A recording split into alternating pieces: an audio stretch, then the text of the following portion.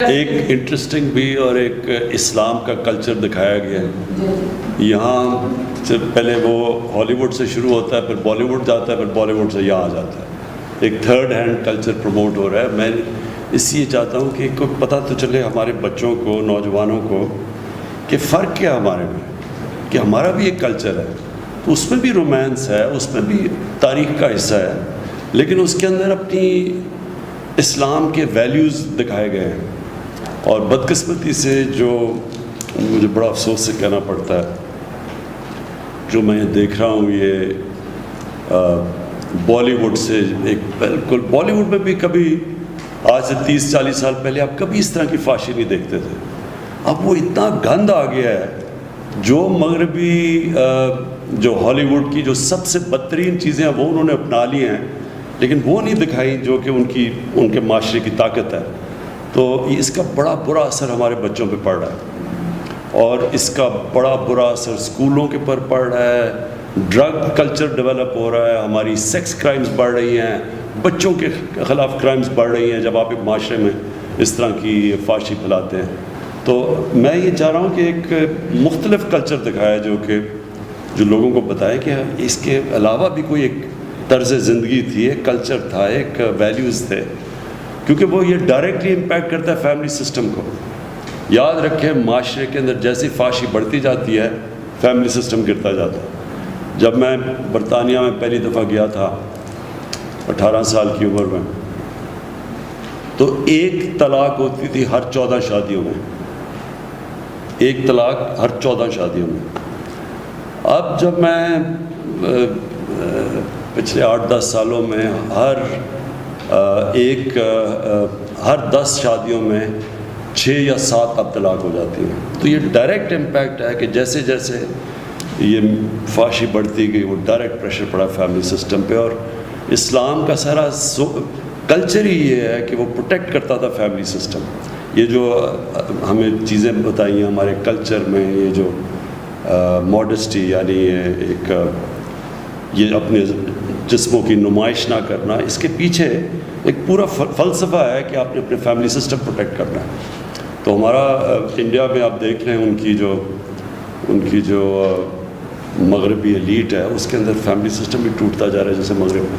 تو ایک تو یہ وجہ ہے. ایک اور بھی ایک ہے صوفی کے اوپر، یونس امیر، وہ بھی ترک ہے، وہ اس کی وہ نیکسٹ ٹرانسلیشن آپ نے کرنی. اچھا جی، میں دوسری چیز آپ کو دیکھیں، میں نے پاکستان کے میڈیا کو ایوالو کرتے دیکھا ہے. ہم نے دیکھا ہے اس کو کہ کیسے یہ چینج ہوتا گیا. پہلے ہوتا تھا صرف پی ٹی وی، اور میں ان لوگوں میں سے تھا جس نے جب جنرل مشرف کی آئی گورنمنٹ، تو ہم نے بڑا کہا کہ ان کو کہ باقی ٹی وی چینلز کو آنے دیں. اس سے پہلے صرف پی ٹی وی ہوتا تھا.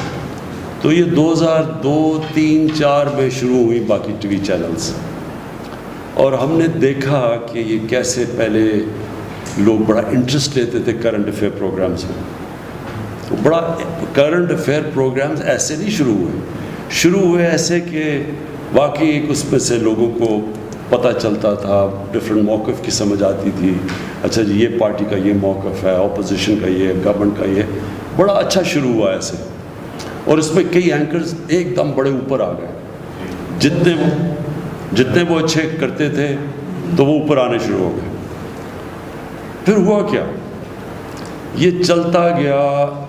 اگر آپ دیکھیں ان کی ratings TV chat shows کی، تو یہ بڑھتی گئی 2010 تک، 2011 تک یہ ٹی وی چینلز کی جو کرنٹ افیئر بڑھتی گئی، اور یہ بڑھتا گیا. اور یہ آخر میں یہ وہ سٹیج آ گئی کہ جو چیٹ شوز کی جو لوگ دیکھتے تھے، لوگوں کے لیے بے معنی ہو گئی چیٹ شوز. وہ کیوں ہو گئی؟ کیونکہ وہاں تو صرف ایک بازار لگ گیا. وہ اس کو برا کہے، کوئی اس کو برا کہے. بیچ میں جو اصل جو لوگ انفارمیشن لینا چاہتے ہیں وہ کم ہونی شروع ہو گئی. تو آپ جب بات کرتے ہیں نا کہ یوٹیوب کے اوپر لوگ آ رہے ہیں اور آپ کی سنتے ہیں، کیونکہ لوگ انفارمیشن چاہتے ہیں. تو جب وہ دیکھتے ہیں کہ ٹی وی چیٹ شو میں ایک دوسرے کے شور مچا ہوا، برا بھلا ایک دوسرے کو کہہ رہے ہیں، بیچ میں سے نکلتا کچھ بھی نہیں ہے، کوئی کچھ کہہ رہا ہے، کوئی کچھ کہہ رہا ہے. اصل میں تو لوگ جو سچ لوگ ڈھونڈنا چاہتے ہیں وہ چھپ جاتا ہے. تو تو آپ سب کے لیے دیکھیں میرا جو زندگی کا ایکسپیرئنس ہے وہ یہ کہ اللہ الحق ہے. جو سچ ہے نا وہ چھپتا نہیں ہے زیادہ دیر. آپ کسی کو پیسے بھی دے دیں, آپ میڈیا کو بھی کھلا دیں, لیکن جو عوام ہے وہ آخر میں وہ سچ ڈھونڈے گی. آپ کبھی بھی کوئی کسی میڈیا اونر کا یہ خیال نہیں ہونا چاہیے, اس میں یہ تکبر نہیں ہونا چاہیے کہ وہ کسی کو عزت دے گا یا کسی کو ذلت دے گا. یہ چیز اللہ نے اپنے ہاتھ میں رکھی ہوئی ہے. یہ کبھی کوئی انسان کسی کو نہ ذلیل کر سکتا نہ اس کو عزت دے سکتا. وہ اس کی وجہ یہ ہے کہ اگر یہ ہوتا تو سارے امیر لوگ عزت دار ہو جاتے اور غریب لوگ ذلیل ہو جاتے. ایسا ہے نہیں, اس لیے کیونکہ عزت اللہ نے اپنے ہاتھ میں رکھی ہوئی ہے اور وہ دیتا ہے وہ لوگ جو ہرائے حق پہ ہوتے ہیں. تو آپ کے لیے جو سب سے بڑا ایڈوائس میرا یہ ہے, میں نے اینکرز کو اوپر جاتے اور نیچے آتے دیکھا. کتنے اینکرز کو میں نے دیکھا, اس میں دو چیزیں ان کے راستے میں زوال میں دو چیزیں ہوتی ہیں. ایک جو اینکر اپنی میں اور اپنی انا کو اتنا بڑا بنا دیتا ہے کہ وہ سمجھتا ہے کہ وہ اس لیے نہیں بڑا بنا کہ وہ لوگوں کے سامنے حقائق پیش کرتا ہے, وہ ایک ایسی ہیلدی ڈبیٹ کرتا ہے جس سے عوام میں زیادہ شعور پیدا ہو. وہ جو اپنی ذات کے اوپر آ جاتا ہے کہ اچھا میں فیصلہ کروں گا, یہ اوپر جائے گا یہ نیچے جائے گا. جب اینکر کے اندر یہ آ جائے یہ تکبر, آپ یہ سمجھ آئے کہ وہ اینکر اب نیچے چلا جائے گا اور آپ کے سامنے بڑے اینکر اوپر سے نیچے آئے ہیں.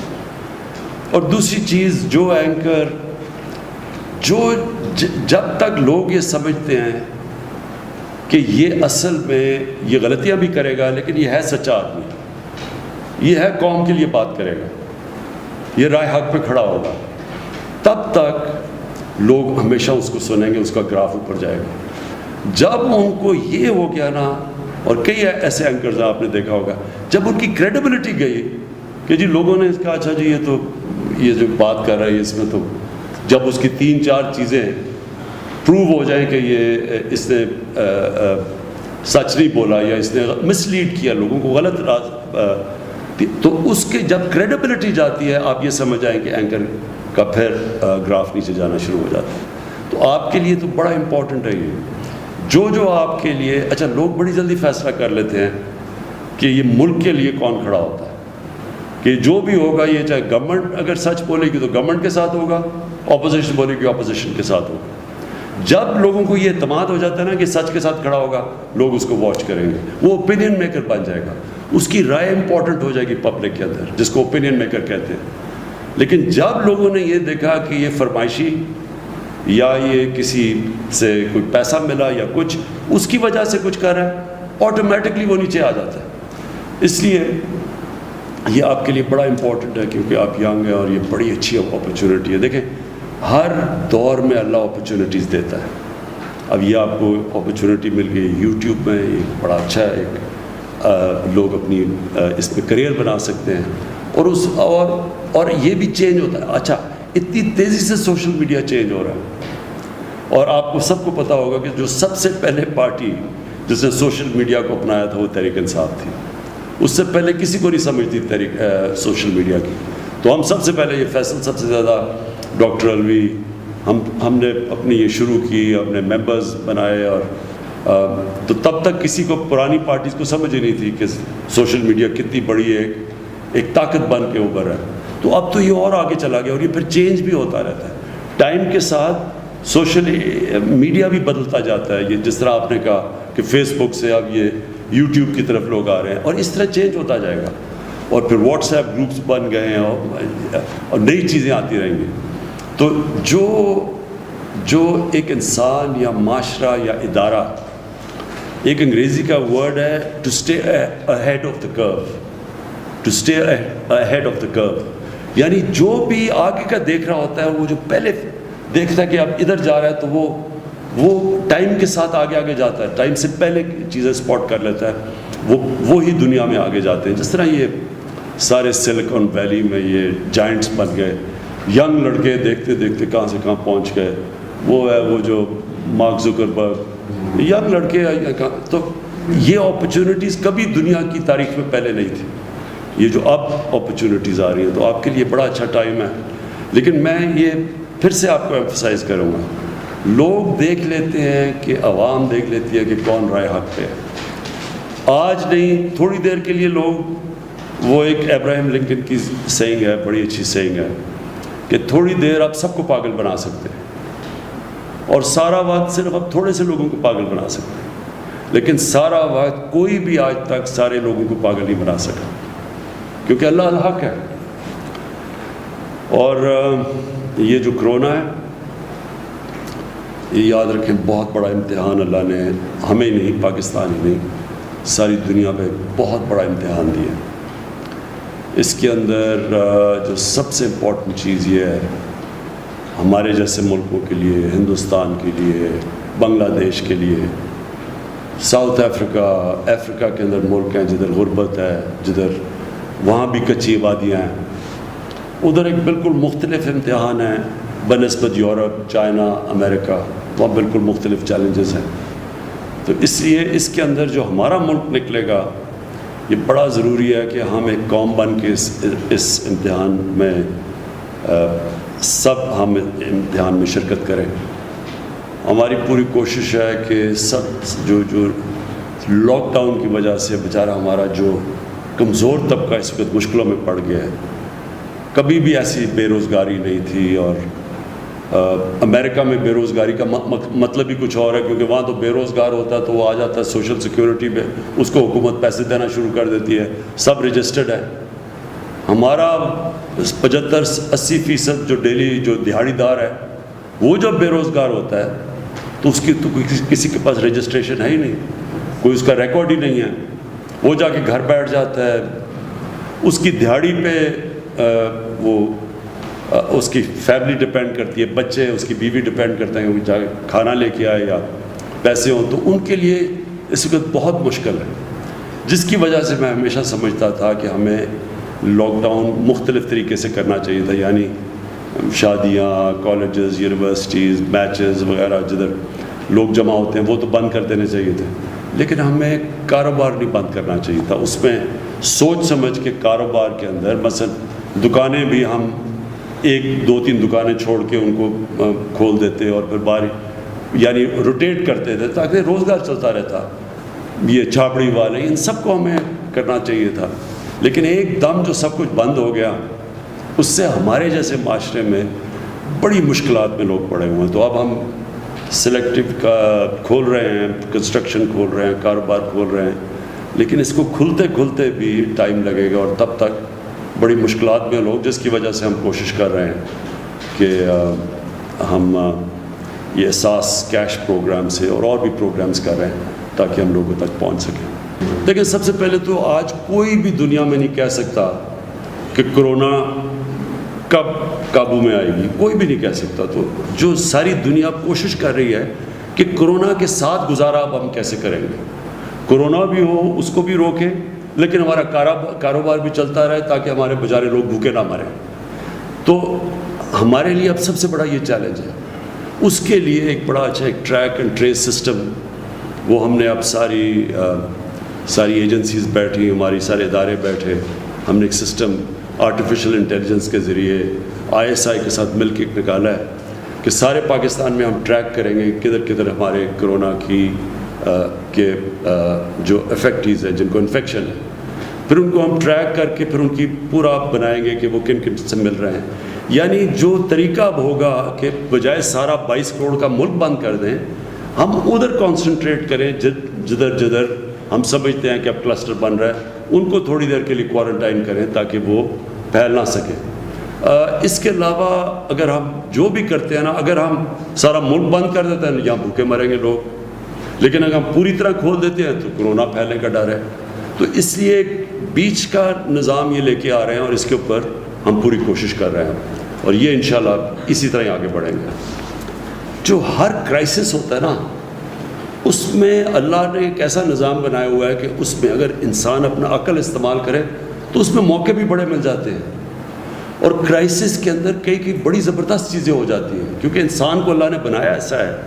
ایک انگریزی کا فریز ہے, necessity is the mother of invention.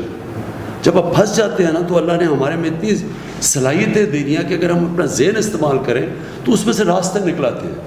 تو اس میں سے ایک یہ راستہ ہے کہ جو ٹیلی ایجوکیشن ہے, دوسرا ہے ٹیلی میڈیسن, کہ ہم سب تک تو نہیں پہنچ سکتے لیکن ہم ٹیلی ویژن کے جو ریموٹ علاقوں میں ہیں لوگ ٹی وی کے اوپر سامنے آئیں, یہ ٹیکنالوجی بڑھ چکی ہے تاکہ وہاں یہاں بھی ڈاکٹر بیٹھا بیٹھا ادھر ان کو اوپینین دے کہ آپ کو یہ بیماری ہے, یہ آپ یہ کریں جو بھی. اور یہ جو اسکولوں کا نظام, کیونکہ ہمارے بچے اسکولوں سے باہر ہیں, تو یہ ٹیلی ایجوکیشن کے ذریعے ہم کئی ان علاقوں میں پہنچے جدھر ہمارے ٹیچر ہی نہیں ہیں یا نہیں جاتے, یا جب تک ٹیچر نہیں جاتے تو تب تک بچوں تک پہنچ سکیں. اور بھی بڑی چیزیں ہیں, اور بھی میرے خیال میں ہم اب نئی نئی چیزیں سوچ رہے ہیں کہ ہم کیسے اس کو دیکھتے, وائرس کو دیکھتے ہوئے کیسے اب ہم اور چیزیں کر سکتے ہیں کہ ہم اپنا ملک بھی چلاتے رہیں, بچوں کو بھی پڑھاتے رہیں, لیکن یہ کرونا کا بھی کو سنبھال سکیں.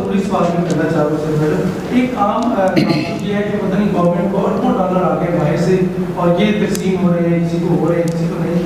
کیا باہر سے اب تک ہمیں جو امداد مل رہی ہے عالمی مالیاتی اداروں کی طرف سے بھی مل رہی ہے؟ کوئی امداد کئی باہر سے نہیں مل رہی, اس ذہن میں ڈالیں. کوئی, صرف ہمیں آئی ایم ایف نے جو ہمارا مشکل پڑ, ہماری ایکسپورٹس گر گئی ہیں, ساری دنیا کی ایکسپورٹس گر گئی ہیں, ہماری جو ریمیٹنسز آنی تھی, جو ہمارے پاکستانیوں نے پیسے بھیجنے تھے وہ گر گئے. تو انہوں نے جو ہم نے قرضے دینے تھے, پرانے قرضے لیے ہوئے تھے, ان کی جو قسطیں دینی تھی اس قسطوں میں رعایت ملی ہے.